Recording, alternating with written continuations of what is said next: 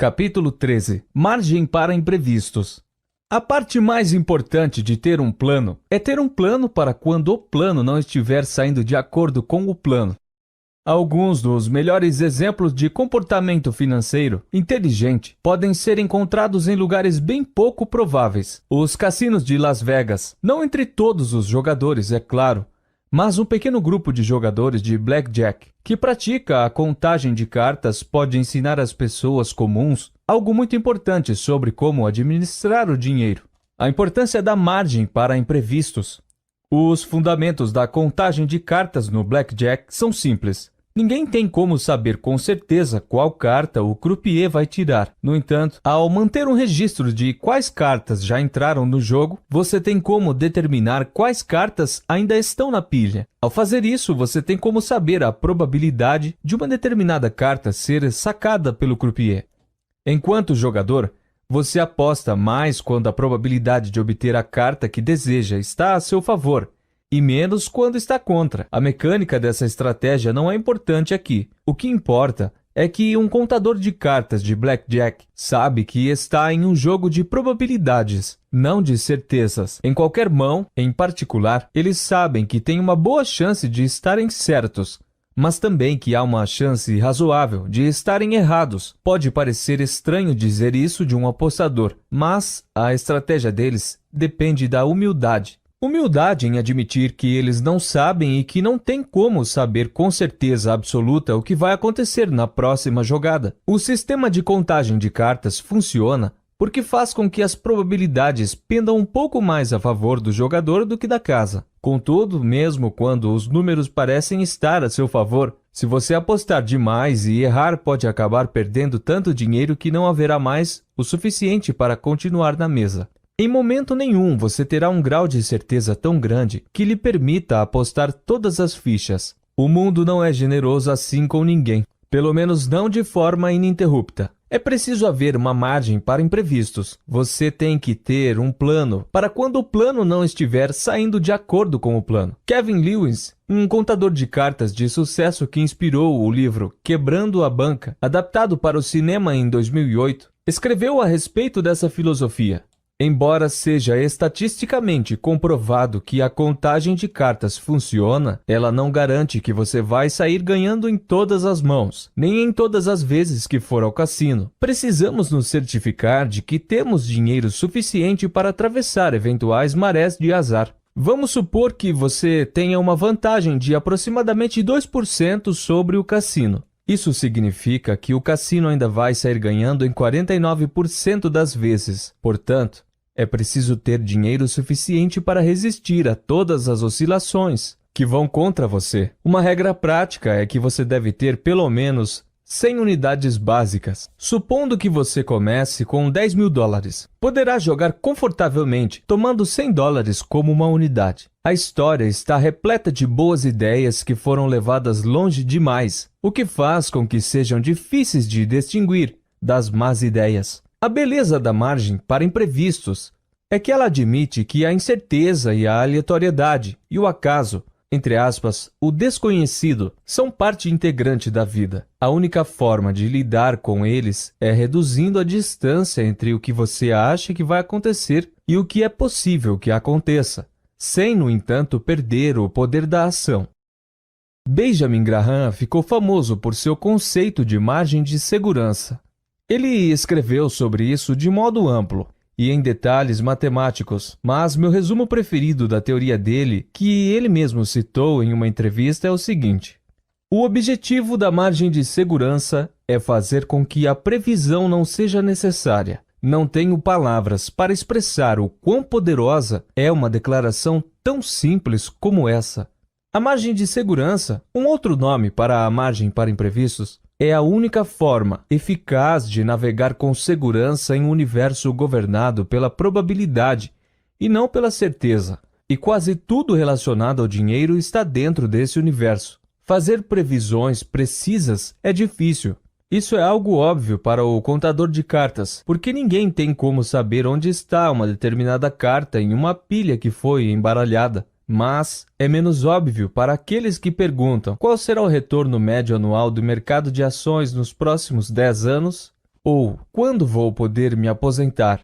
Mas é tudo essencialmente a mesma coisa. O melhor que podemos fazer é pensar nas probabilidades. A margem de segurança de Graham é uma sugestão simples de que não precisamos enxergar o mundo como ou preto ou branco, ou previsível ou uma roleta. A forma mais inteligente de proceder é mirar no meio termo, a região que admite uma ampla gama de resultados. Mas as pessoas subestimam a necessidade de margem para imprevistos em quase tudo que envolve dinheiro. Os analistas de ações dão a seus clientes metas de preços, não faixas de preços. Os analistas econômicos fazem previsões com cifras exatas, raramente com probabilidades amplas. O especialista que fala com segurança inabalável ganhará um número muito maior de seguidores do que aquele que diz, não temos como saber ao certo, e menciona apenas as probabilidades. Fazemos isso em todo tipo de empreendimento financeiro, sobretudo naqueles relacionados às nossas próprias decisões. O psicólogo Max Bazerman, de Harvard, demonstrou certa vez que, ao analisar os planos de reforma da casa de outra pessoa, a maioria estima que o projeto ficará entre 25% e 50% acima do orçamento. Mas, quando se trata dos próprios projetos, as pessoas estimam que as reformas serão concluídas no prazo e no orçamento previsto. Doce ilusão. Dois fatores nos levam a evitar a margem para imprevistos. O primeiro é a ideia de que tem que existir alguém que saiba o que o futuro nos reserva, que surge diante do mal-estar em admitir que não há. O segundo é que, portanto, você estará causando prejuízo a si mesmo se não tomar atitudes baseadas integralmente na perspectiva de que essas previsões para o futuro vão se concretizar. Mas a margem para imprevistos é subestimada e mal compreendida. Muitas vezes ela é vista como um dispositivo conservador, empregado por pessoas que não querem correr riscos ou que não estão seguras de seu ponto de vista. Mas, quando aplicada de maneira adequada, ela representa justamente o oposto. A margem para imprevistos permite que você sobreviva a uma série de resultados possíveis, e a sobrevivência permite que você continue no jogo por tempo suficiente até tirar proveito de um resultado de baixa probabilidade. Os maiores ganhos ocorrem com pouca frequência, seja porque não acontecem sempre, seja porque precisam de tempo para crescer. Portanto, a pessoa com margem suficiente para imprevistos, em uma parte da estratégia dinheiro que lhe permita sobreviver às dificuldades de outra parte, ações, tem uma vantagem sobre a pessoa que perde tudo quando comete um único erro. Bill Gates compreendeu isso muito bem. Quando a Microsoft era uma empresa recém-criada, ele disse que apresentou uma abordagem incrivelmente conservadora de querer ter saldo suficiente no banco para cobrir a folha de pagamento de um ano inteiro, por mais que não tivesse entrado dinheiro nenhum.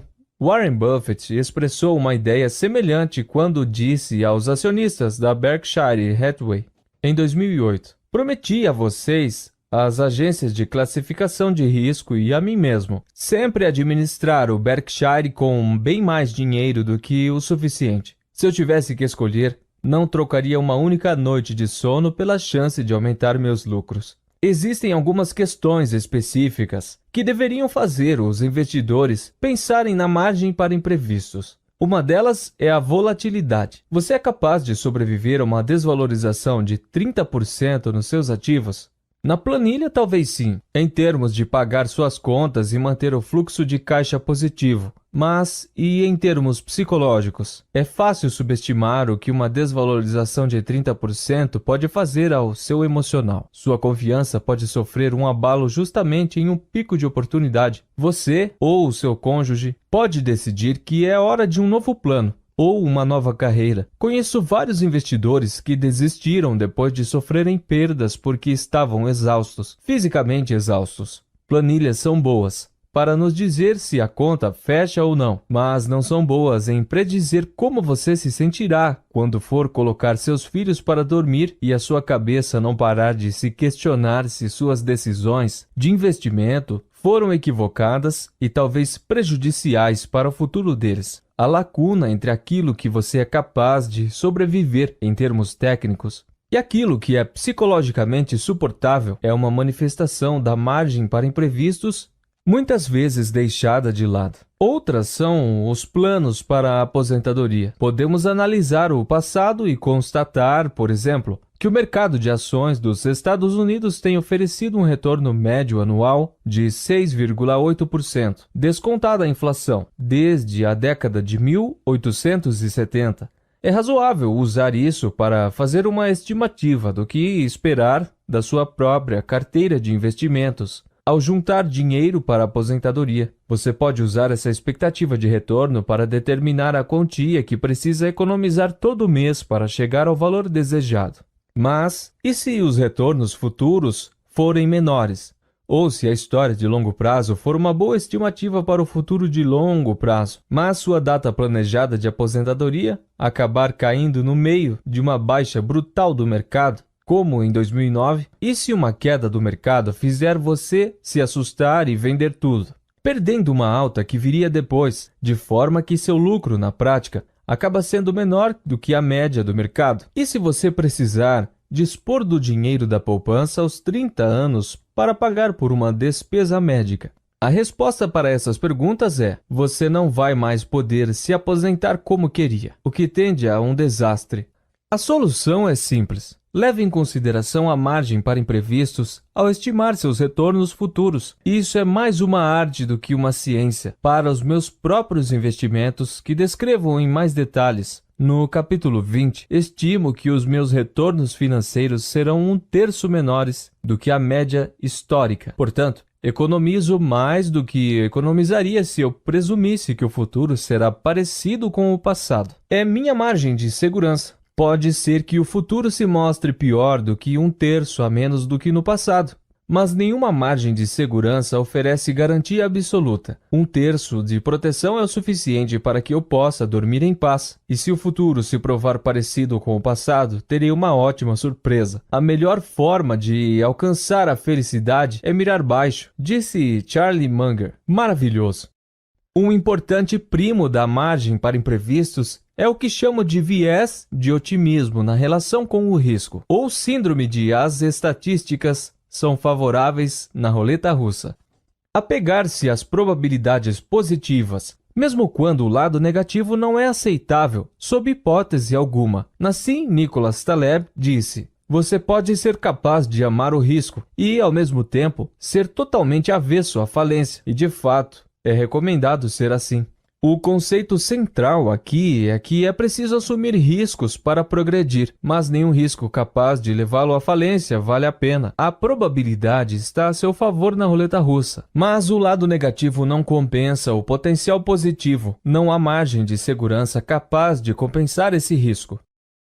O mesmo se aplica ao dinheiro. As probabilidades de muitas coisas lucrativas estão a seu favor. Os preços dos imóveis sobem quase todos os anos. Na maior parte do tempo, você recebe um salário ao final de cada mês. No entanto, se algo tem 95% de chance de dar certo, os 5% restantes de chances de dar errado significam que é muito provável que você experimente o lado negativo em algum momento da vida. E se o custo do lado negativo for a falência, o lado positivo em 95% do tempo restante não vale o risco, independentemente do quão atraente pareça. E o que costuma causar problemas neste campo é a alavancagem, assumir dívidas para fazer seu dinheiro ir mais longe. Ela faz com que riscos banais se transformem em algo capaz de levar qualquer um à falência.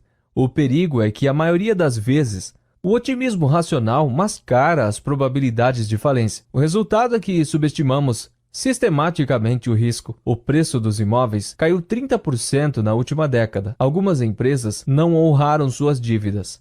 O capitalismo é isso.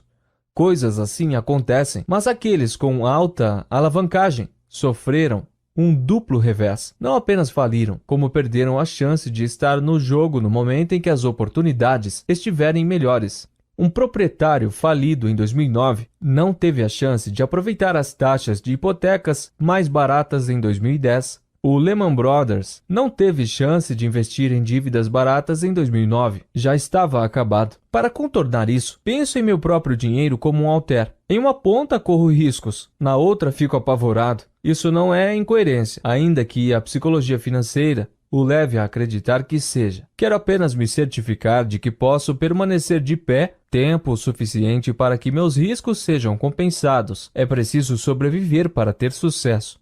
Para repetir um ponto que enfatizamos algumas vezes neste audiolivro, a capacidade de fazer o que quiser, quando quiser, por quanto tempo quiser, tem um retorno infinito. A margem para imprevistos faz mais do que abrir sua cabeça em relação àquilo que pode acontecer. Ela também ajuda a protegê-lo de coisas inimagináveis, que podem ser os eventos mais catastróficos com os quais vamos nos deparar. A Batalha de Stalingrado, na Segunda Guerra Mundial, foi a maior batalha de todos os tempos. Ela nos oferece histórias igualmente impressionantes da maneira que as pessoas lidavam com o risco. Uma delas se passou no final de 1942, quando uma unidade de tanques alemã da reserva estava em uma zona rural afastada da cidade. Quando os tanques se tornaram desesperadamente necessários na linha de frente, aconteceu uma coisa que surpreendeu a todos. Quase nenhum funcionou. Dos 104 tanques da unidade, menos de 20 estavam em estado de operação. Os engenheiros identificaram rapidamente o problema. O historiador William Craig escreveu: durante semanas de inatividade nas linhas de reserva, ratos do campo fizeram ninhos dentro dos veículos e roeram todo o isolamento que cobria o sistema elétrico. Os alemães detinham o equipamento mais sofisticado do mundo. No entanto, lá estavam eles, derrotados por roedores. É possível imaginar o quanto eles ficaram incrédulos? Provavelmente jamais cogitaram aquilo. Que tipo de projetista de tanque se preocupa com a proteção contra ratos? Nenhum que se preze, nem mesmo um que tenha estudado a história dos tanques. No entanto, esse tipo de coisa acontece o tempo todo. Você pode fazer planos considerando todos os riscos, menos as coisas que são tão absurdas que jamais vão passar pela sua cabeça. E essas coisas absurdas podem provocar danos ainda mais graves, porque acontecem com mais frequência do que se imagina. Mas não há nenhum plano para lidar com elas. Em 2006, Warren Buffett anunciou que estava em busca de seu eventual substituto. Ele disse que precisava de alguém geneticamente programado para identificar e evitar riscos graves, inclusive aqueles nunca antes vistos. Observei essa habilidade em ação com startups que a minha empresa, a Collaborative Fund, apoiou. Peça ao fundador de uma companhia para listar os maiores riscos de uma empreitada e você vai ver os mesmos itens de sempre. No entanto, além das dificuldades previsíveis ao se montar uma startup, eis aqui alguns dos problemas que enfrentamos em empresas do nosso portfólio. O encanamento de água estourou, inundando o escritório e estragando tudo o que havia nele. Um escritório foi invadido 3 vezes seguidas. Uma empresa foi expulsa de sua fábrica. Uma loja foi fechada depois que uma cliente ligou para a vigilância sanitária para fazer uma reclamação porque o outro cliente havia entrado ali com um cachorro. O e-mail do CEO foi hackeado em meio a um processo de angariamento de fundos que exigia toda a atenção dele. O fundador de uma das empresas teve um colapso nervoso.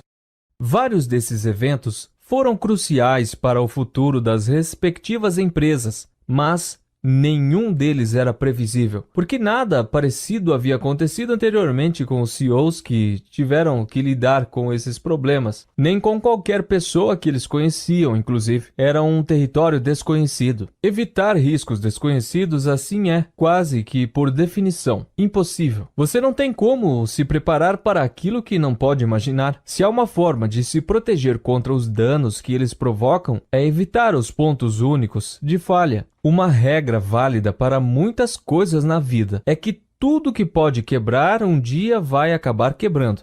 Portanto, se muitos fatores dependem do bom funcionamento de uma única coisa, é essa coisa que pode quebrar. Uma catástrofe é questão de tempo. Isso é um ponto único de falha. Algumas pessoas são notavelmente boas em evitar pontos únicos de falha. A maioria dos sistemas críticos de aviões possuem backups, e esses backups costumam ter os próprios backups. Os jatos modernos possuem 4 sistemas elétricos redundantes. Você pode voar com uma turbina só e tecnicamente pousar sem nenhuma, uma vez que todo jato deve ser capaz de parar em uma pista apenas com os freios, sem a reversão dos motores. Pontes suspensas também podem perder muitos de seus cabos sem desabar. O maior ponto único de falha relacionado ao dinheiro é a dependência exclusiva de um contra-cheque para financiar seus gastos de curto prazo, sem nenhuma economia que preencha o espaço entre o que você acredita que serão suas despesas e o que elas podem vir a ser no futuro. A questão aqui, que muitas vezes passa despercebida, mesmo aos mais ricos, é o que vimos no capítulo 10, perceber que você não precisa de um motivo específico para guardar dinheiro.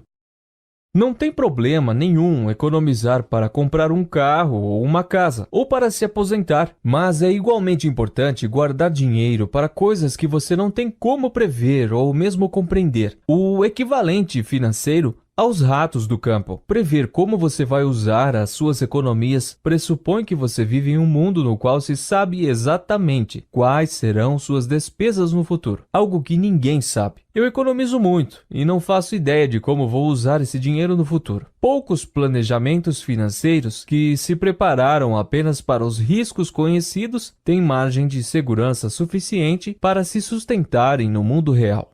Na verdade, a parte mais importante de um plano é ter um plano para quando o plano não estiver saindo de acordo com o plano. Agora, permita que eu demonstre como isso se aplica a você.